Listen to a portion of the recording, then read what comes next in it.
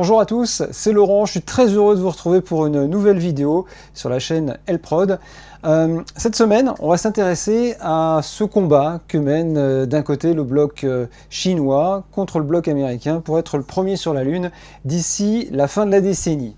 Alors on va essayer de voir qui a le plus de chances de gagner finalement cette course à la Lune, quels sont réellement les enjeux et quelles sont les forces en présence de chaque côté américain et côté chinois. Je vous propose de regarder quelques images d'Artemis 2, la mission qui va déjà dans un premier temps renvoyer des Américains autour de la Lune, parce que ça arrivera très vite. Ce sera à partir de février 2026. Dans le meilleur des cas, les Américains ont pris du temps. Ils visent le décollage entre février et avril, ça va laisser quand même une sacrée marge.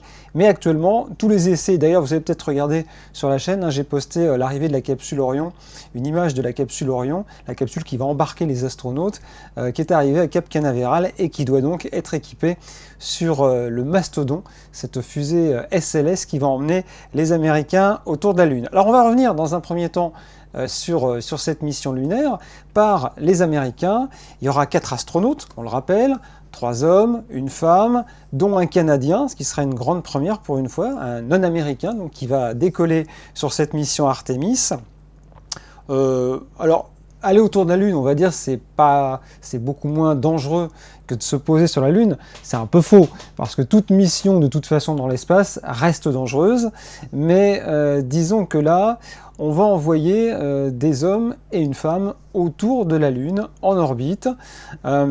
C'est une façon de tester tout le matériel. Là, vous avez les images, justement, de ce qui va se passer. Donc, dans un premier temps, le SLS va envoyer la capsule Orion en orbite terrestre. Il va y avoir plusieurs orbites qui vont être réalisées par la capsule.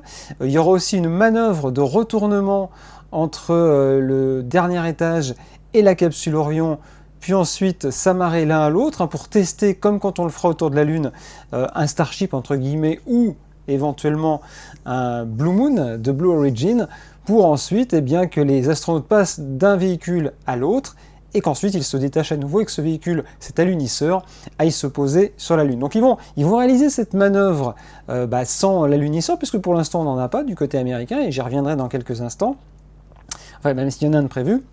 Et puis ensuite, une fois que ces tests auront été vérifiés, qu'on aura fait plusieurs orbites terrestres pour vérifier que tout fonctionne bien, on allumera les moteurs du second étage et on propulsera sur une orbite lunaire le vaisseau qui va donc partir à environ 40 000 km/h. De là, l'orbite passera à une centaine de kilomètres de la Lune, il sera quand même assez proche. Il aura donc pour mission là aussi de tester, voir que tout fonctionne bien à bord, sur un plan technique, que le matériel de la capsule fonctionne bien. Orion qui aura ensuite fait plusieurs fois quelques orbites autour de la Lune et qui reviendra sur Terre au bout de 10 jours à une vitesse de 40 000 km/h. Et c'est là où ça va un petit peu chauffer dans l'atmosphère, parce qu'autant quand on revient de la station internationale d'ISS, on va dire que le réchauffement est de 1600 degrés.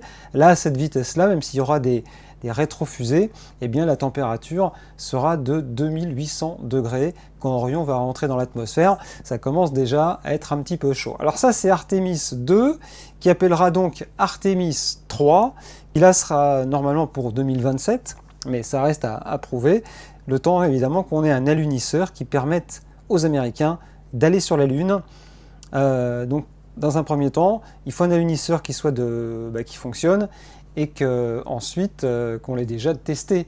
Donc 2027, ça peut être 2028 ou 2029, voire peut-être un petit peu plus loin. Je suis incapable de vous donner une date à cette heure-ci. Alors ça, c'est pour le côté américain. Donc les Américains, ils ont cet avantage, ils ont déjà été sur la Lune avec les missions Apollo, même s'il y en a qui en doutent encore aujourd'hui, mais ils ont été sur la Lune avec les missions Apollo, donc ils savent lancer des fusées dans l'espace, des fusées assez puissantes pour aller jusqu'à notre satellite naturel. Ils savent poser également des alunisseurs sur la Lune, ils l'ont fait à plusieurs reprises, mais aujourd'hui ils ont un projet ambitieux. Ils ont un projet très ambitieux, puisque l'idée c'est d'avoir un alunisseur tel que le Starship d'Elon Musk, puisque c'est lui qui a été choisi en premier, sauf que cet engin fait 50 mètres de haut, qu'il pèse plusieurs tonnes, qu'il va falloir le modifier pour le poser sur la Lune. La Lune, c'est pas un terrain plat, il y a des cratères, il y a des montagnes, et forcément, vu la taille et la physionomie du Starship, ça va pas être une mission facile, d'autant que le Starship, en 2025, pour l'instant, n'a toujours pas finalement fait de vol orbital, même si c'est ce qui est prévu avec la version 3 de celui-ci. Pas de vol orbital, pas de ravitaillement dans l'espace, sachant qu'il faudra au moins une dizaine de ravitaillements en ergol, donc les carburants de ce Starship HLS qui va aller sur la Lune, pour pouvoir justement l'envoyer sur ce satellite. Donc ça fait beaucoup de ça fait beaucoup de choses, et pour l'instant ça piétine un petit peu. On a du mal à croire que les Américains vont gagner d'un côté cette bataille à la Lune. Alors maintenant on va regarder la version chinoise, les Chinois qui eux aussi sont un petit peu dans la fable du lièvre et de la tortue, on va dire la tortue. Et pourtant, il va peut-être falloir s'en inquiéter. Parce que les Chinois, eux aussi, ils ont cette ambition d'aller sur la Lune. Ils ont cette ambition, ça remonte je pense déjà à quelques années. Il y a eu cette complicité dans un premier temps avec les Russes, qui leur ont appris beaucoup. Ils ont commencé au début des années 2000 à lancer des fusées avec des taïkonautes, l'équivalent des astronautes américains, dans l'espace. Puis ensuite, ils ont construit une base autour de la Terre, une station spatiale autour de la Terre. Et l'objectif, c'est donc d'envoyer d'ici la fin du siècle des Chinois, des taïkonautes, sur là aussi la Lune, avec un objectif, alors après 2030, d'y construire une station spatiale, une station durable, un peu dans le même esprit que les Américains. Alors la différence, c'est que les Chinois, quand ils vont renvoyer leurs taïkonautes, ils vont utiliser une sorte de LEM, un petit peu comme les missions Apollo. Ce ne sera pas un gros alunisseur. Ils vont utiliser 2 fusées longue marche 10, une qui va partir dans l'espace et qui se mettra avec des taïkonautes en orbite ensuite avec un vaisseau autour de la Lune, et puis une deuxième fusée longue marche 10 qui elle emmènera l'alunisseur. Ils vont se rencontrer en orbite autour de la Lune, et un petit peu comme l'avaient fait les Américains avec Apollo, ils vont rassembler les 2 vaisseaux, et puis les taïkonautes qui descendront sur la Lune rentreront dans cet alunisseur ensuite pour se poser. Sur le papier, j'ai envie de dire, et j'ai envie de penser surtout que les Chinois sont déjà avant les Américains sur la Lune, du moins dans leur conception de ce qu'ils veulent faire au niveau de l'alunisseur. Je ne sais pas ce que vous en pensez, hein, vous pouvez bien sûr commenter cette vidéo, mais dans l'idée, je pense qu'ils seront peut-être les premiers, ce qui ne devrait pas réjouir les Américains. Ensuite, sur le plan technologique, alors on n'a pas toutes les infos, hein, c'est vrai que la Chine communique peu sur ces projets. On peut se demander si les Américains, technologiquement parlant, sont pas un peu en avance tout de même sur les Chinois. Donc, on peut aussi penser que SpaceX nous réserve des surprises. On l'a vu, hein, on n'imaginait pas il y a encore 2 ans, 3 ans, qu'on pouvait rattraper dans les bras d'une tour un mastodonte 70 mètres de haut, un premier étage de vaisseau. Eh bien, SpaceX l'a fait, donc la version HLS du Starship, la version lunaire, peut arriver plus vite qu'on ne le pense, mais à mon avis, le pas de l'homme sur la Lune, peut-être, sera, on va dire, pris par les Chinois, d'autant que les Chinois, ils ont démontré effectivement, grâce à Chang'e qui pouvait se poser sur la face cachée, chose que personne n'avait fait jusque-là. Donc il y a un petit peu de mystère à travers cette course à l'espace aujourd'hui. N'hésitez pas à me donner en commentaire votre point de vue. Est-ce que la Chine ou les États-Unis seront les premiers à poser le pied sur la Lune d'ici la fin de cette décennie? C'est la grosse question.